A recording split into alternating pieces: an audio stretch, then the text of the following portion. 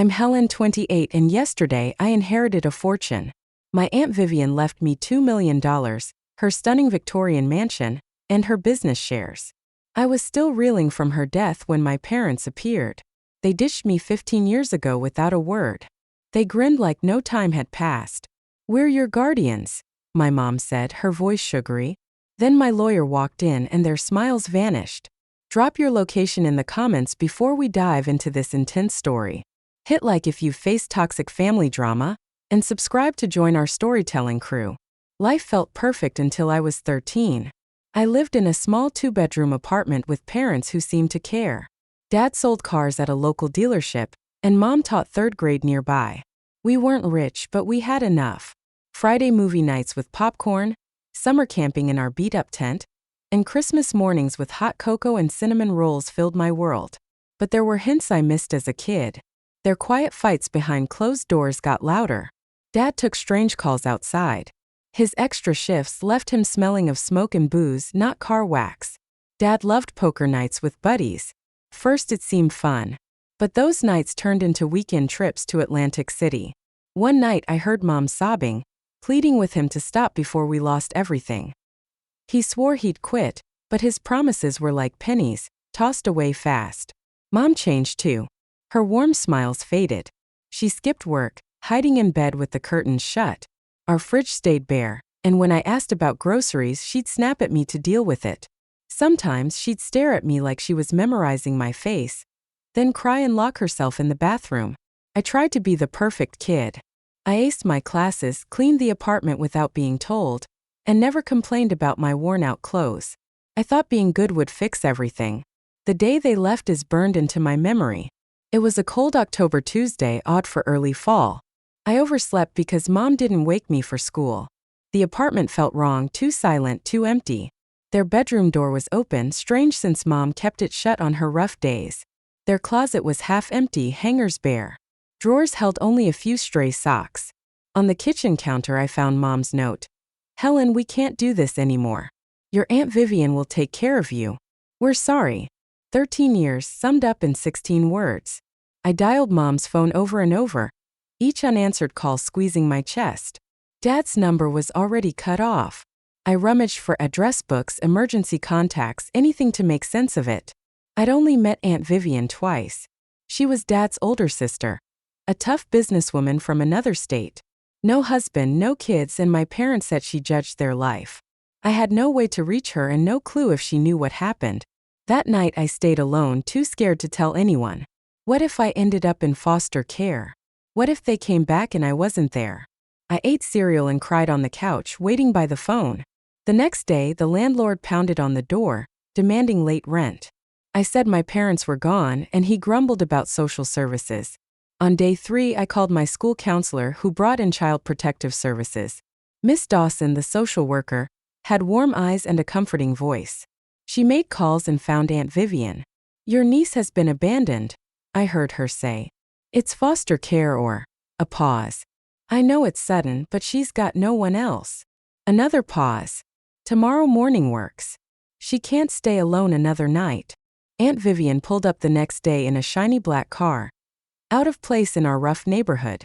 She wore a sharp gray suit and pearls, her silver hair in a tight bun. Her face showed resolve, not warmth or pity. "Pack what you can carry," she said, her tone firm but not mean. "We'll ship the rest." Social workers handled papers while I packed a suitcase with clothes and stuffed my backpack with photo albums and books. I left my bedroom, glow-in-the-dark stars still on the ceiling. The 3-hour drive to Aunt Vivian's was quiet. She only asked if I needed food or a bathroom break. I stared out the window, watching my old life slip away in the rearview. Guardianship was a tough process. Court dates, judge talks, social workers, and therapy. Aunt Vivian stayed steady if not warm. She got top lawyers and never hinted at giving me up, even when it got complicated. My parents never showed up to court. The judge tried to find them to cut their rights, but they'd vanished like they never existed. Their abandonment left scars therapy couldn't fully fix. For years I'd wake up, sure I heard the door, thinking they'd explain it was a mistake. I wrote letters I couldn't send, no address. I scanned mall crowds, certain I saw Mom's face or Dad's walk. Dr. Freeman, Aunt Vivian's therapist for me, helped me see their leaving wasn't my fault. Adults make choices from their own problems, she said.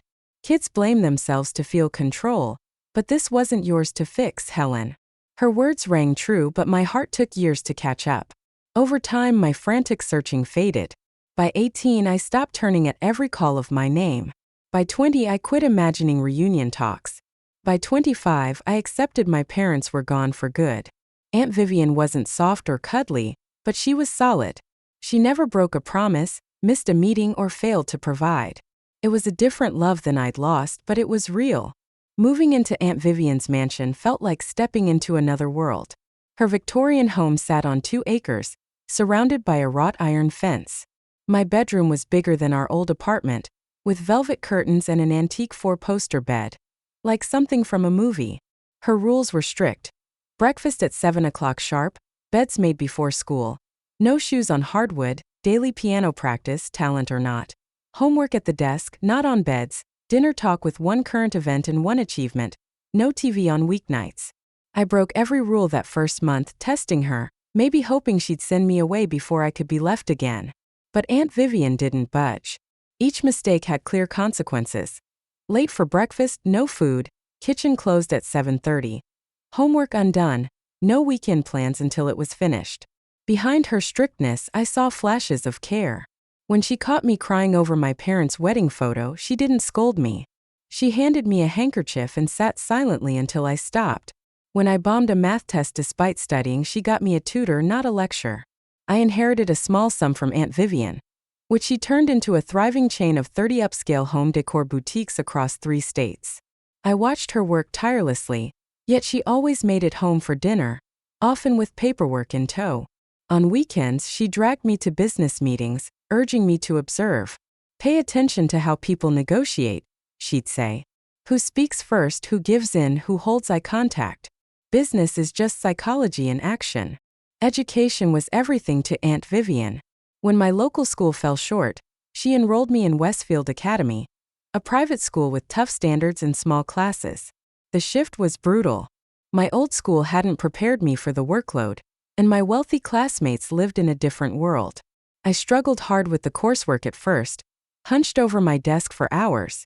Some nights I wanted to quit, feeling like I'd never fit in. But Aunt Vivian wouldn't hear it. Your life changed without your say, she told me one tearful night over geometry. But how you handle it is your choice. Seize this chance or waste it. I don't back losers. Her tough love wasn't cozy, but it grounded me. I used my allowance for a tutor and joined study groups. By junior year, I'd earned a spot on the honor roll. College applications stirred new tension. I leaned toward the state university with my friends, but Aunt Vivian pushed for elite schools. Your friends want a social life, she said. You need a career strategy. We clashed hard over this. I accused her of controlling me. She shot back that I was dodging my potential out of fear. I didn't ask to be your project, I yelled. And I didn't ask to raise you, she replied calmly. But I'm giving you chances your parents never had. Her words stopped me cold. Then she shared something rare. Stories of my father's childhood. He was brilliant, solving math in his head, she said softly. But our parents couldn't afford college. He worked at a gas station, gambled to get rich quick. Your mom was bright too, but trapped by circumstance. I'm breaking that cycle for you. It was the first time she spoke of my parents without bitterness. It opened a window into their lives and explained her relentless drive to push me. I applied to 7 colleges and got into 5. I picked Northwestern for business and marketing. Aunt Vivian covered the tuition, no complaints despite the cost. College was a whirlwind of freedom and challenges. I joined clubs, made diverse friends, and found I had a flair for design and marketing, building on Aunt Vivian's financial lessons. Summers, I interned at her company, learning everything from inventory to vendor deals. Our relationship softened in college. Sunday calls became warmer, even fun. When I graduated with honors, her proud nod and firm handshake said it all. Back home, I became her company's marketing director. We settled into a rhythm, 2 strong women sharing a home and occasional dinners. I dated here and there, but Aunt Vivian nudged me to focus on my career. 2 years ago, everything shifted. Aunt Vivian got pancreatic cancer. The outlook was grim, but she faced it with her usual grit. We all die, she said when I cried. What matters is how you use your time. She worked as long as she could, passing duties to me as she weakened. I took over managing her meds, appointments, and meals. In her final months, Aunt Vivian softened. One night, as I helped her to bed, she grabbed my hand. You're the daughter I never had, she whispered. Raising you was my best choice. She passed quietly in her sleep 8 months later. Her small funeral drew business colleagues and a few relatives. At her graveside, I realized she'd been my true parent. Grief hit hard. The house felt empty, and I kept expecting her footsteps. But I ran the business as she taught me, honoring her through action. Then came the will reading. 3 weeks after her death, her attorney Harold Thompson summoned me to his office. I expected a straightforward meeting with maybe some business partners or charities. Harold, a sharp 70-something with silver hair, welcomed me into his leather-scented office. I arrived early in a navy suit Aunt Vivian would have liked, skimming a magazine I couldn't focus on. When the door opened, I froze. There stood my parents, people I thought I'd never see again. My father looked worn, his dark hair now gray and thin, his body heavier. Deep lines marked his face. My mother was barely recognizable, her blonde hair chopped short, her face gaunt, her smile hollow. Helen, my father rasped. You're all grown up. They approached and my mother hugged me. I stood rigid, her perfume stirring old memories. We've been looking for you, she said, stepping back. You look so much like Vivian now. How did you know about today? I asked, my voice shaky. We saw her obituary, my father said with a sad smile. We've kept tabs on you from a distance. We knew you were with Vivian. My parents knew where I was all those years and never once reached out. The room seemed to spin. Please sit, Thompson said, motioning to the chairs. One more person is joining us. Mrs. Bentley, Aunt Vivian's housekeeper for over 20 years, walked in. She'd always been kind in her quiet way. She nodded to me with sympathy, then sat by the window, far from my parents. As we waited, my parents tried small talk. Felt bizarre. We're in Arizona now, my mother said. The weather helps your father's arthritis. I run a convenience store, my father added. Nothing big, but it keeps us afloat. I nodded, words escaping me. Anger, hurt, confusion, and a faint ache for connection churned inside. Thompson cleared his throat, opening a thick folder. We're here for Vivian Eleanor Hughes's will, he began. I'll summarize the main points before sharing copies. My parents leaned forward slightly. Their intent hit me. They weren't here for me. They wanted money. Thompson adjusted his glasses. To my niece Helen Margaret Winters, I leave my entire estate. The house at 347 Lakeview Drive, its contents 2 acres of land, full ownership of Hughes Home Collections worth about $12 million, bank accounts and investments totaling $2 million, my jewelry, artwork, cars, and all business-related intellectual property. Silence fell. I knew I'd inherit something, but the scale of Aunt Vivian's wealth stunned me. My father coughed. Anything else, Mr. Thompson? There are minor bequests to loyal employees, Thompson said, glancing at Mrs. Bentley, and instructions for charitable donations from business profits. But Helen gets the bulk. My mother's smile tightened. That's a lot for someone so young, she said, patting my hand. Her touch felt intrusive. As her parents, we can help. Thompson raised an eyebrow but stayed silent. Legally, my father said casually, since Helen was a minor when Vivian took her, and our parental rights were never terminated, we're still her guardians. We'd be glad to manage these assets until she's ready. Panic surged through me. They'd been absent for 15 years, and now they wanted control. I started to protest, but Thompson cut in. There's some confusion here, he said calmly. Let's continue tomorrow with all documents ready. Say 2 o'clock. My parents exchanged a glance, then nodded. We're at the Westmont Hotel, my father said. Helen, let's have lunch to catch up. Before I could answer, Thompson stood. I need a moment with Helen for confidential matters. My parents lingered, reluctant. See you tomorrow, sweetheart, my mother said, reaching for a hug I couldn't return. My father handed me a business card with their numbers scrawled on it. Call anytime, he said. We've got 15 years to make up. As the door closed, I sank into my chair, trembling. They can't have a legal claim, can they? I asked Thompson. His face was serious. Prepare for a tough talk tomorrow, he said. Your aunt foresaw this, but I need time to gather her plans. Mrs. Bentley squeezed my shoulder before leaving. Your aunt was wise, she whispered. She'd never leave you vulnerable. I left in a fog, ignoring 3 calls from my mother before reaching my car. My childhood dream of their return had come true, but it brought only dread. Against my better judgment, I met them for dinner at an upscale Italian restaurant Aunt Vivian loved. Thompson advised waiting, but I needed answers.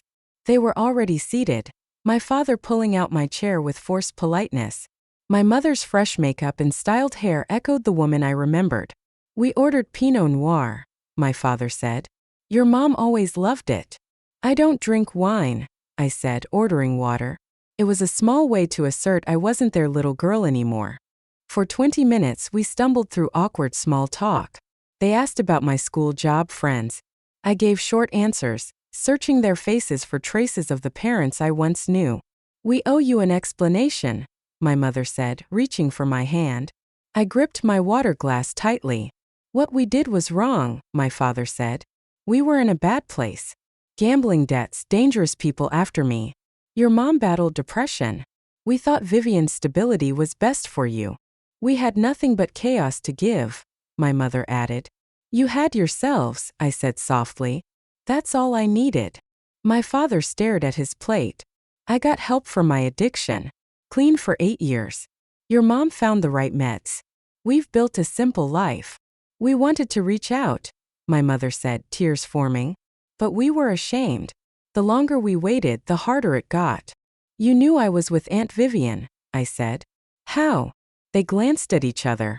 We called social services 6 months after we left, my father said. They confirmed you were with family doing well. We checked every few years. They'd peeked into my life just enough to ease their guilt, never bothering to reach out. My stomach twisted at the thought. We've regretted leaving you every day, my mother said, a tear streaking her face. You're so successful now, so beautiful. It kills me we missed your childhood. The waiter brought our food, easing the heavy moment. As he left, my father spoke up. Vivian raised you well, he said, twirling his pasta. Better than we could have. And now you're set for life.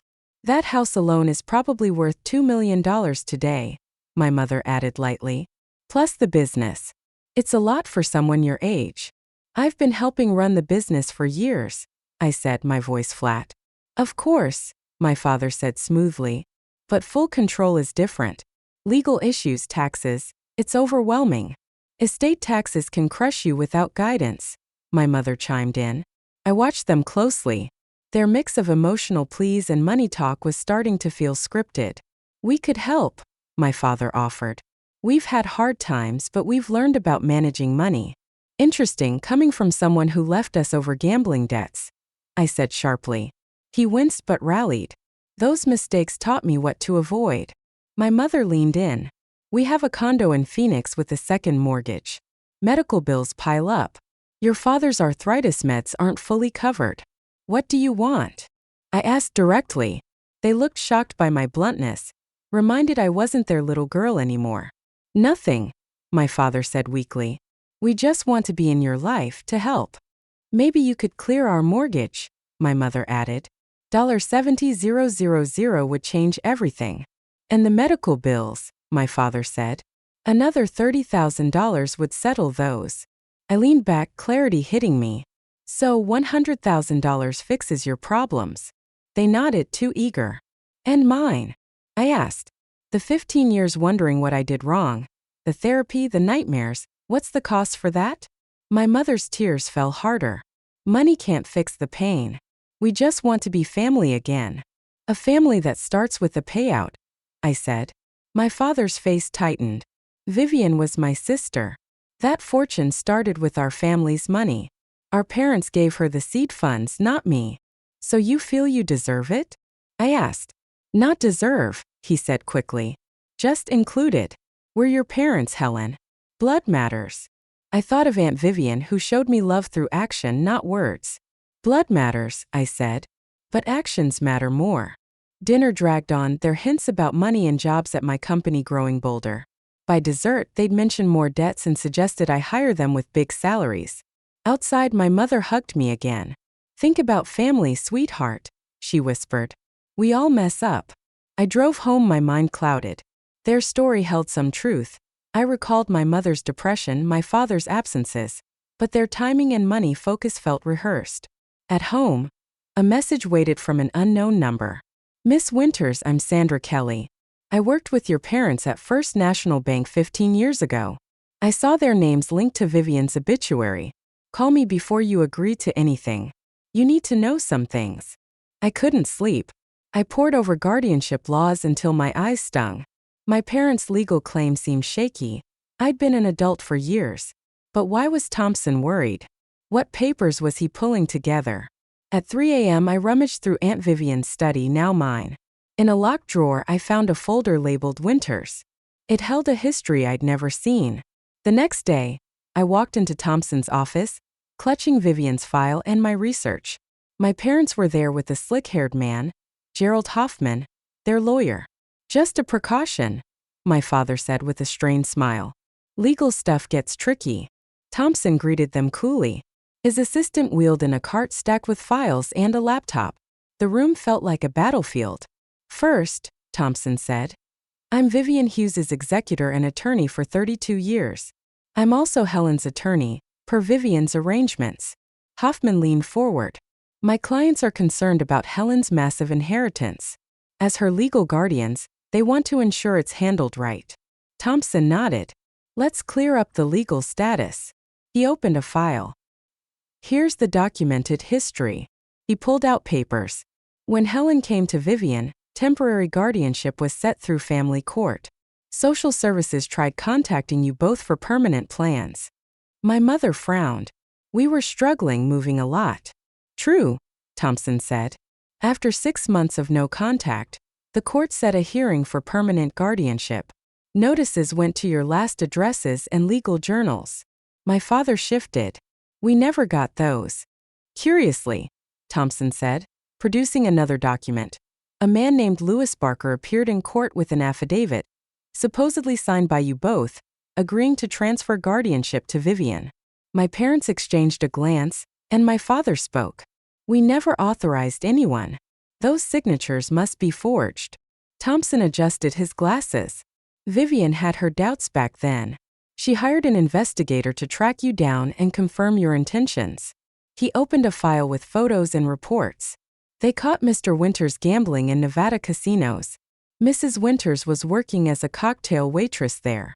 When asked about Helen, you both said you wanted to end parental duties. My mother paled. My father's jaw clenched. Also, Thompson pressed on, the investigator found a $15,000 payment from Louis Barker to Mr. Winters the day after the affidavits were signed.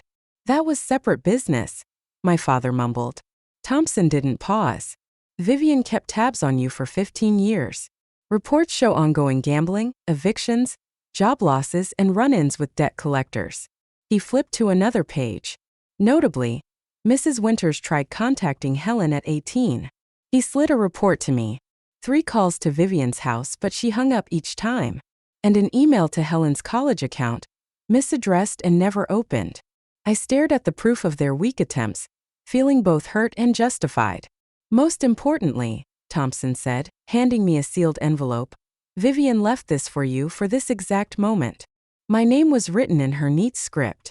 Want to read it privately? He asked. I shook my head, opened it, and read aloud, my voice steady. My dearest Helen, if you're reading this, I'm gone. And your parents have shown up. This isn't random. They've tried to get money from me over the years, using you as a bargaining chip. My mother gasped softly, but I kept going. 6 months after you moved in, your father demanded $50,000 to not fight guardianship. I paid, scared a custody battle would hurt you more. 3 years later, he asked for more, citing gambling debts. I said no and got security for us. I glanced at my father, who stared at the floor. When you were 16, your mother claimed she had cancer, needing treatment funds. My investigator proved it was a lie. When you got into college, they emailed you, asking for tuition money to reconnect. I blocked them to shield you. Tears stung my eyes, but I read on. I kept this from you to spare you more pain. I hoped they'd change, become the parents you needed. They didn't. Now they'll likely try to guilt or threaten you for your inheritance. The room stayed quiet as I reached the last page. Thompson has all the legal papers to protect you. I adopted you at 16, though I kept my surname and left yours unchanged, hoping for a future reconciliation. You've been my legal daughter since, and they have no claim to you or your inheritance. The words on the letter blurred before my eyes as my hands trembled. My chest rose and fell unevenly, as though the very air I breathed was too heavy to carry. For a moment, the office faded away. Its mahogany desk, its dim light, the smell of polished wood and old paper. It was just me, the letter, and the truth unraveling my entire life. Aunt Vivian had adopted me years ago, and I never knew. I read the next lines, my eyes catching every word as if they might vanish if I blinked too long. Your choice about a relationship with them is yours. But guard your finances. Blood doesn't earn anyone a share of our hard work or excuse neglect. Family is built on care and sacrifice, not DNA. I'm so proud of you.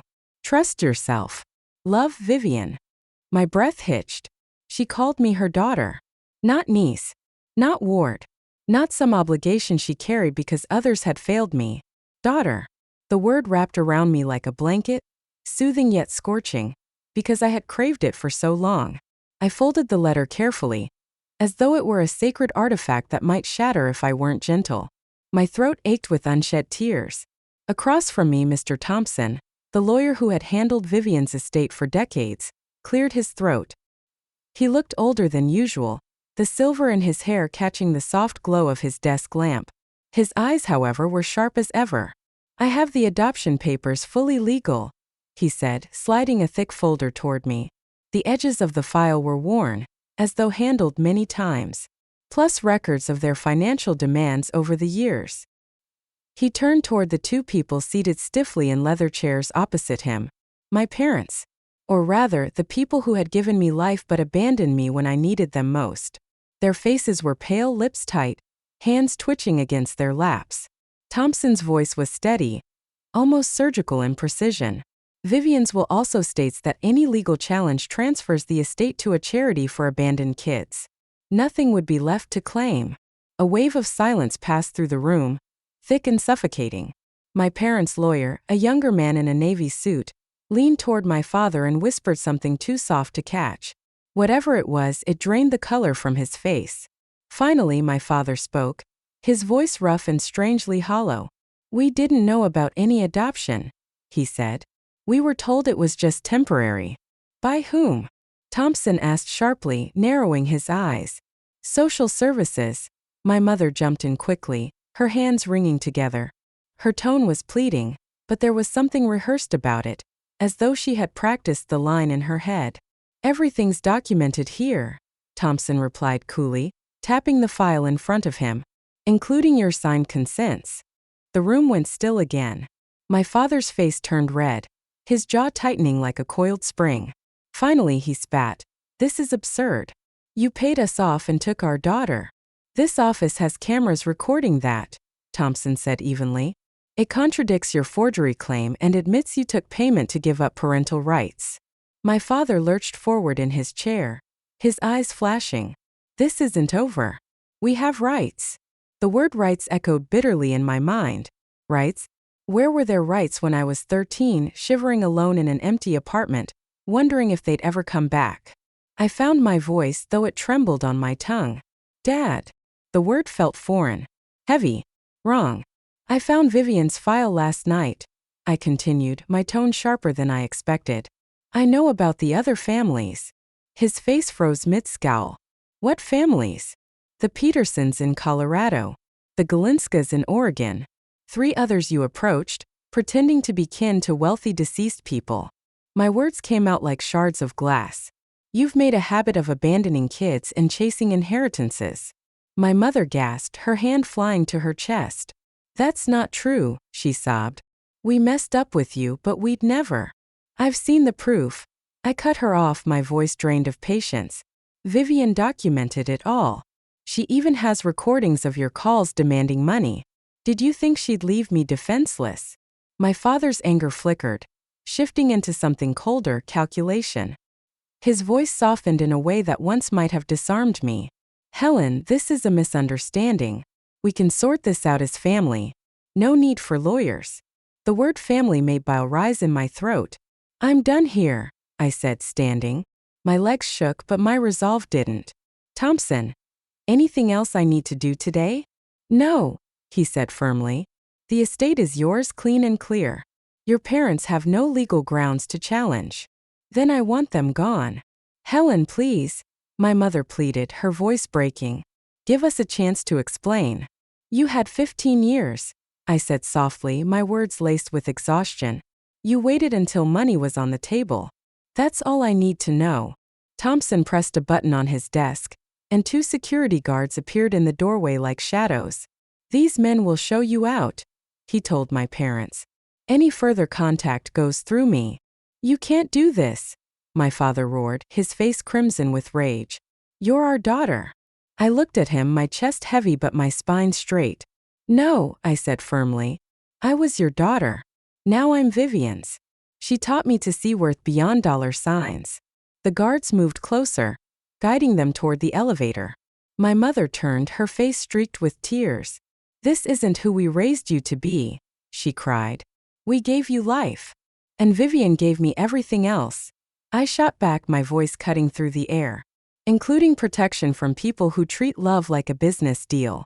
They vanished into the hall, their voices muffled by distance. The room finally exhaled. I sank into a chair, my body suddenly too heavy to hold upright. My head dropped into my hands, and for the first time in years, I let myself cry freely. Not just for the past, but for the strange, fragile future ahead.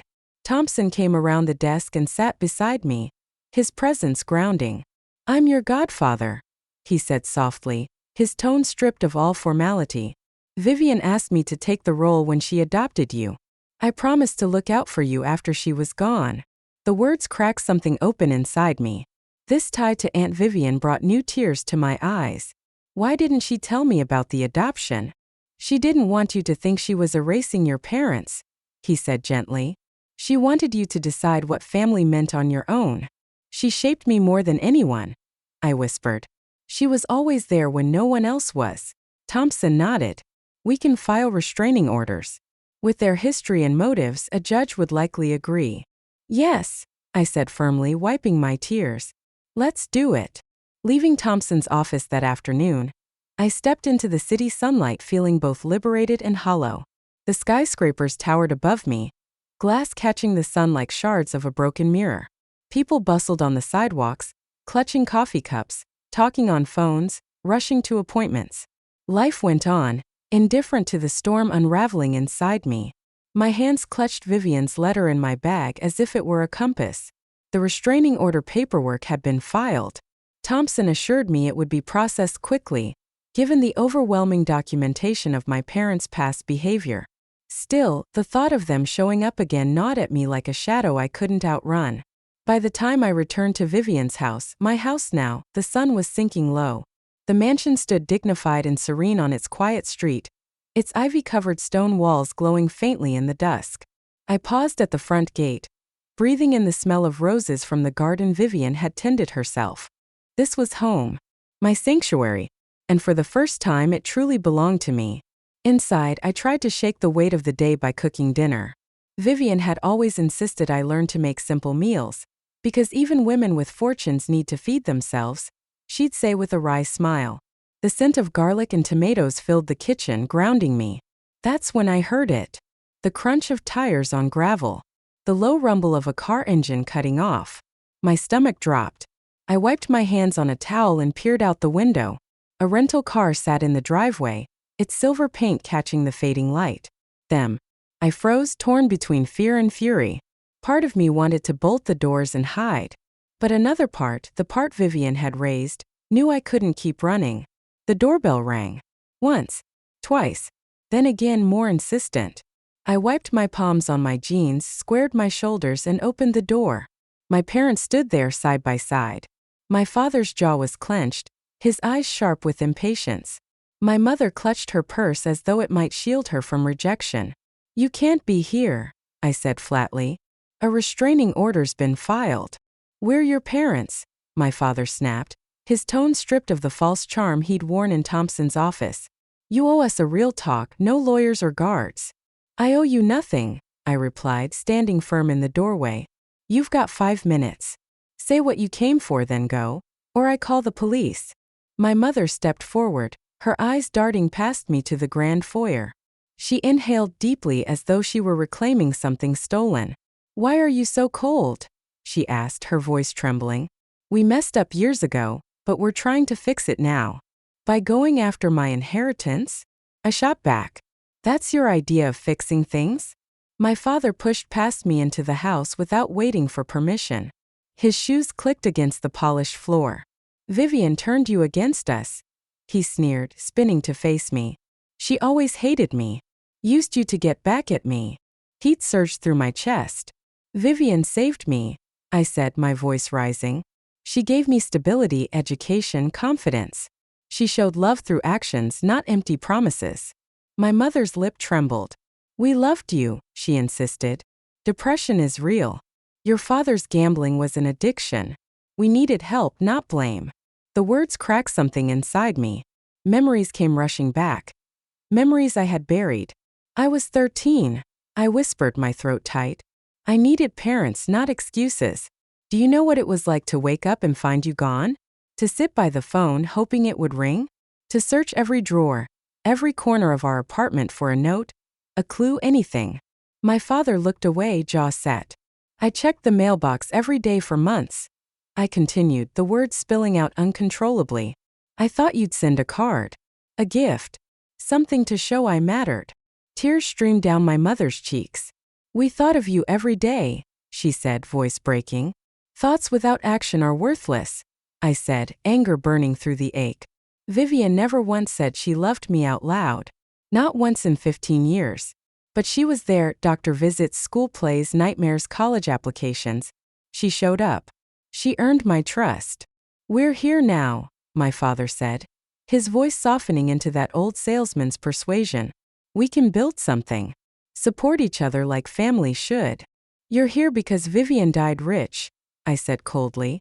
If she died poor, would you be standing here now? Their silence was my answer. Thompson showed me the investigators' reports. I pressed on. You knew where I was all along. You only came back when money was involved. That's unfair, my mother whispered, her tears falling freely now. We were ashamed. We didn't know how to face you. But you found the courage the moment millions were at stake, I said, shaking my head. Convenient timing. My father's eyes hardened, his mask slipping again. You don't know what we've endured, he said sharply. Scraping by while my sister hoarded wealth that should have been ours too.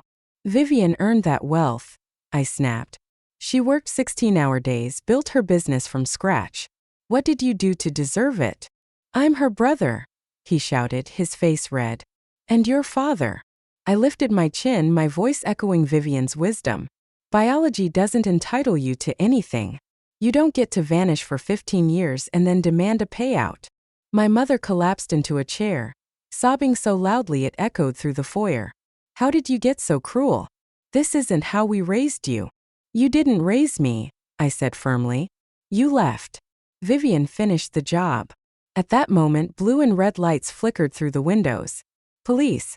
Thompson had arranged patrols around the property, anticipating trouble. Relief washed over me. That's the police, I said, stepping back. Leave now. This isn't over, my father growled, grabbing my arm roughly. His grip was like iron, but his eyes were wilder than I'd ever seen. You think you've won, but we can ruin Vivian's perfect image with stories. Lies spread easily. I yanked free, glaring. Everything's recorded, I said, pointing to the small black lens of the foyer's security camera. Vivian installed them after your first extortion attempt. His face paled instantly. For the first time, fear flashed in his eyes. Let's go, he muttered to my mother. She's not worth it. Those words, she's not worth it, struck me harder than any slap. After 15 years, that was all I was to him. A bargaining chip. A failed investment. As they headed toward the door, my mother turned one last time, her face streaked with mascara. "You'll regret this," she warned, her voice sharp despite her tears. "Alone with just money. Family is everything." I steadied myself, heart hammering. "I agree," I said clearly. "Vivian was my family. You were just the people who left me behind." For 15 years I carried a wound that never quite healed, longing for an explanation for their abandonment. Now I had my answer. It hurt, but it also brought clarity. An hour later, Thompson called to check on me. "They've been served the restraining order," he said. "They can't come near you or contact you." "They said it's not over," I replied. "They might stir up trouble." "Empty threats," Thompson reassured me.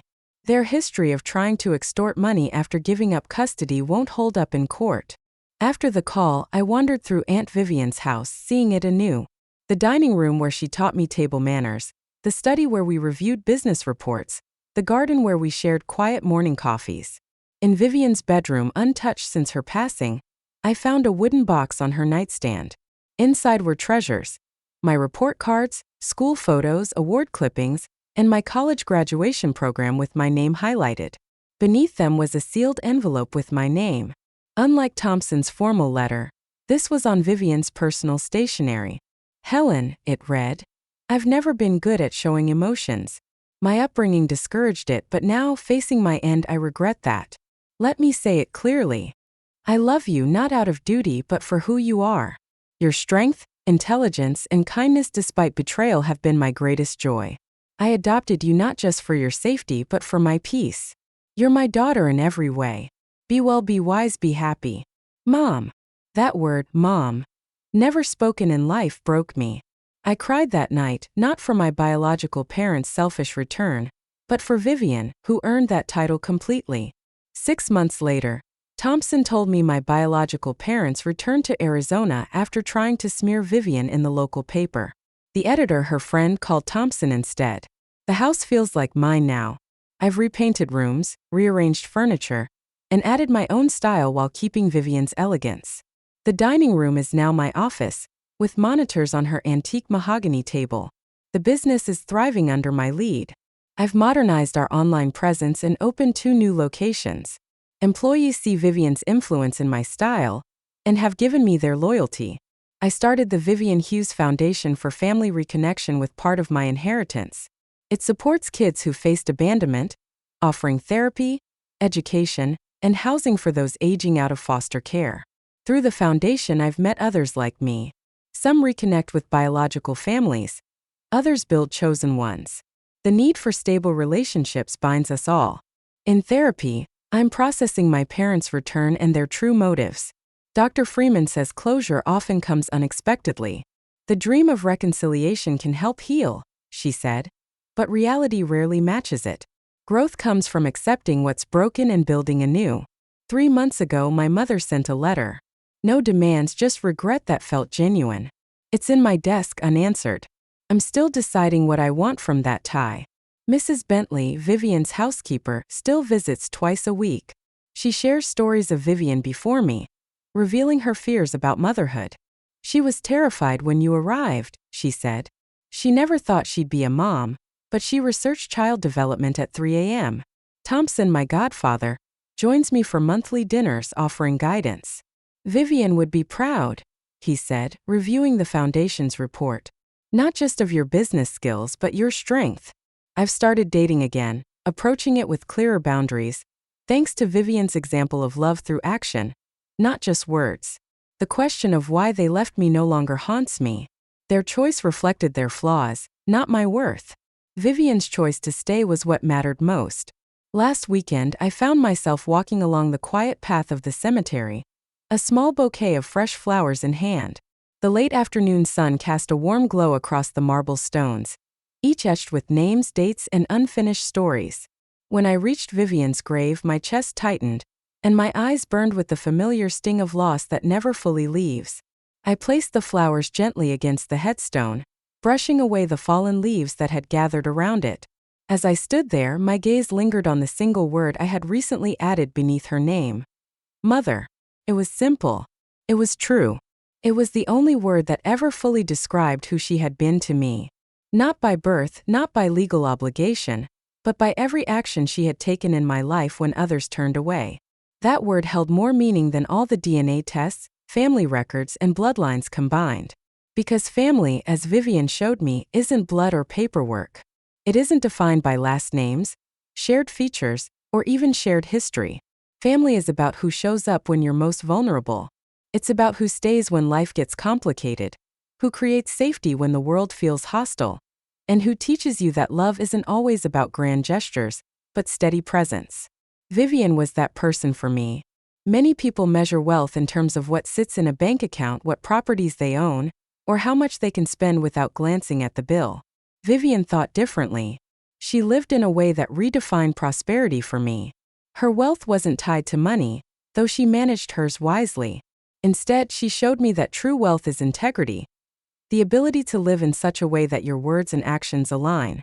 She honored her commitments, even the small ones that seemed trivial to others. If she said she would be there, she was there. If she promised to listen, she listened fully. If she extended her trust, she guarded it carefully, never using it as leverage. These, she would tell me, were the real treasures a person could pass down. Money can run out and possessions can break, she said once while we folded laundry together.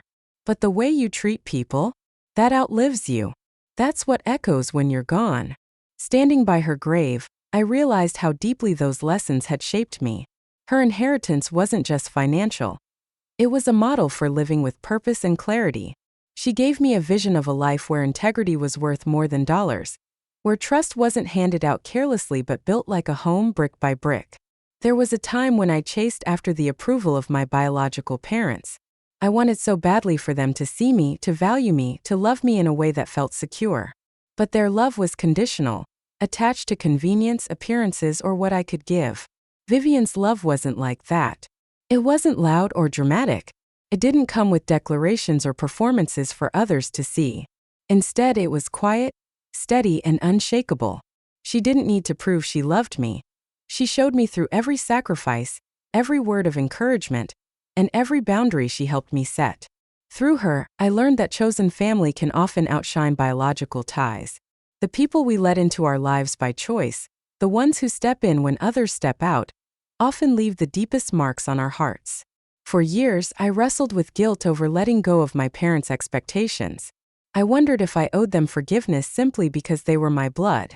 But as Vivian often reminded me, blood may connect you, but care is what makes you family. It was a painful truth, but one that freed me. My parents sometimes reached out later in life, voices tinged with regret. They spoke about missed opportunities, about how they should have done better, about the mistakes they made when I was younger. And for a while their words pierced me. I wanted to believe them. I wanted to think that regret meant change. But regret, I learned, doesn't always mean responsibility. It doesn't always lead to action. Too often, it was simply their way of easing their own conscience, not an effort to heal the relationship. And so, I came to understand that their regrets didn't matter as much as I once thought. What mattered was the life I was building, the relationships I was nurturing, and the legacy I was shaping through the choices I made every day. Vivian helped me shift my focus from what I lacked to what I had. From who failed me to who stood by me. From the story I wished for to the story I could write myself. Vivian left me with more than memories. She left me with a framework for living. She showed me how to measure success not in external validation, but in the quiet satisfaction of knowing you've lived with honesty and care. Her voice still echoes in my mind on the hardest days. Choose people who choose you. Give love where it grows, not where it's wasted. Protect your peace as fiercely as you would your home. That's the legacy I carry forward. Not a list of material possessions, but a map of how to live a life that feels full, grounded, and meaningful. When I added mother to her headstone, it wasn't just about what she was to me. It was about what she represented. A reminder that motherhood, fatherhood, sisterhood, brotherhood, none of these roles are guaranteed by biology. They are earned through care, time, and sacrifice. As I stood there that day, watching the wind scatter petals across the grass, I couldn't help but wonder how many others have redefined family for themselves. How many of us cling to the illusion that blood requires loyalty, even when it harms us? How many of us feel obligated to forgive simply because we're told family is everything, even if that family has given us nothing but hurt? I don't pretend to have the answers, but I do know this. Respect should always be earned. Forgiveness, too. We shouldn't give automatic passes to people simply because of shared DNA. Care, consistency, and kindness should be the currency of relationships, not guilt, obligation, or fear. So I ask you, the reader, have you redefined what family means to you? Have you learned, like I did, that sometimes the ones who stand beside you in chosen loyalty matter more than those who share your blood? Do you believe blood ties deserve automatic forgiveness, or do you think, as I've come to believe, that respect must always be earned through care? I don't ask these questions to divide families, but to invite honest reflection. Because too many people live bound to painful cycles simply because they've been told, you owe them. But maybe what we truly owe to ourselves and to those who love us well is freedom. Freedom to choose our family. Freedom to walk away from harm. Freedom to build something better. As I walked away from Vivian's grave that day, the flowers swaying softly in the breeze, I felt a sense of peace I hadn't felt in a long time. Her story, our story, isn't about loss, it's about love. It's about how sometimes the family we choose heals us more than the one we're born into. It's about how one person's steady kindness can rewrite an entire life. So if you're reading this and wrestling with your own family struggles, know this: you're not alone. You're not selfish for wanting peace. You're not ungrateful for wanting respect. And you're not wrong for redefining family in a way that protects your heart. Vivian taught me that love doesn't need to be loud to be real, just needs to be consistent. And if you find that kind of love, whether from friends, mentors, partners, or even yourself, hold on to it. That is family. Thank you for hearing my story. If it touched something in you, I invite you to share it with others who may need the reminder. Like, subscribe, or simply pass it along to someone facing similar struggles. Because sometimes the stories we tell don't just heal us, they help others realize they too can build a new definition of family.